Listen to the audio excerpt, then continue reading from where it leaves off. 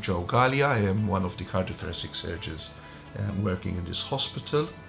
I do mostly heart surgery, but we do thoracic surgery as well. So when you have to do a kind of surgery when there are tumors in the chest wall that are eroding into ribs, you might have to resect either one or two ribs.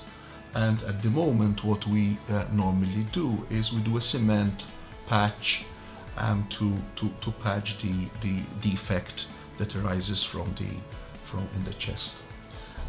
These bridges, they are titanium alloy bridges, are very, very interesting because you can, as you can see here, you can apply them to the ribs at the side of the defect, bridging the defect. In that way, you are going to have two improvements from what we have. First of all, you have the same regularity of structure. There won't be any bulges or there's regularity. It is more physiological in this way. There are various sizes. I have got here 3 sizes, so you can fit to any place, and I will be very willing to use such a system because I think it will be beneficial to our patients. In a situation where you've had to resect an area of rib, it could be multiple, like we see over here. It could just be one rib. Most commonly, it would be cancer invading the chest wall, where you have to resect part of the chest wall. It could be a very bad trauma as well, or it could be something physically actually wrong with the rib. In that case, just putting an overlying graft will not be enough because the chest generates negative pressure, so that would move in and out. So you need something stable and something steady on which you can then overlay either a flat graft or a synthetic mesh layered graft. So this proposed rib bridge is malleable, so it can take the shape of the rib. The edges can be bent to latch on to either end of the rib that's left, and that can either be screwed or allowed the freedom of movement sliding in and out, as long as this is proven to be safe, that it will not detach backwards from the ribs. Once these are attached, you can then put your overlying grafts or mesh or flaps, or in any way reconstructed device. We spoke about the tensile strength. While it is meant to be flexible in order to take the shape of the rib, it is also solid enough to withstand everyday life and withstand minor trauma in case the patient were to suffer minor trauma, and should be able to conform with his movement, with his daily function, which is something that a rigid patch device will not perform. So in this case, it mimics the shape of the rib, allowing therefore the ribs to move independently of each other. Whereas if we were to use a whole solid structure, that would obviously fix a portion of the chest wall. I cut here using a special device, and that would leave a gap. Underneath the ribs in here would be the lungs, and during respiration the chest wall moves and it generates a negative pressure. So if the ribs are still missing with this gap in between them, the tissues, the muscle and the skin would be sucked in and out, and that would not allow the lungs to inflate properly. So a rigid structure is needed to bridge the gap in the ribs. Other rigid structures that would involve a patch on the entire chest wall would then hinder the movement of each rib separate to each other, which would also hinder respiration.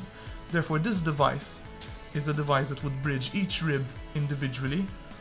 It will use a ratchet at the end that would be bent to conform to the shape of the rib, to look something like this, with a possibility of putting in a screw for formal fixation. On the other end, there would be a similar such structure, therefore bridging the rib completely. The structure is malleable and therefore will allow it to take up the shape of the rib and will allow it to allow the patient the movements required in his everyday life. I'm Dr. Kasha. I'm a cardiothoracic surgeon and I'm one of the inventors of the Ribridge, and I'd like to tell you about some of the advantages we see in the Ribridge. Now, when people have lung cancer that invades the chest wall, we usually would resect part of the chest wall and would replace this with a bone cement sandwich. This is a CD. Imagine that this was fixed onto your chest wall, somewhere here or here, wherever. And of course, this would decrease your mobility and also your ability to breathe. Now, our replacement is this titanium device that can be twisted to form an artificial rib. As you can see in the skeleton over here, the two struts gives the ability of the device to fit the contour of the chest wall, and also the torsion is present such that it can follow ribs even though they may change direction. Okay, this means that the device is easy to apply in the individual case, and by having three sizes we can more or less fit almost all the defects. And you can imagine that once these are in place, the surgeon then applies a soft mesh as used in a hernia repair to give a degree of stability to the chest wall. In other words, when the patient breathes in, this does not collapse inside, so that the patient can breathe comfortably and yet maintain the patient's ability chest to move up and down, increasing his breathing capacity.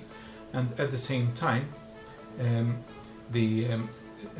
there's also the range of movement, which would be limited if you had to have something stuck onto your chest wall, so you'd still be able to move around. So normal mobility would be maintained. This is very important for a patient who has otherwise to come to terms with a rigid chest wall. The device is easy to apply, and as you can see over here, it takes a curvature and then it's held in by two screws. We think that this device should improve, revolutionize the management of these chest wall defects, so that the improved physiology should mean that patients who were otherwise borderline for this type of surgery would now be suitable for the surgery. And to boot, they would feel better off afterwards.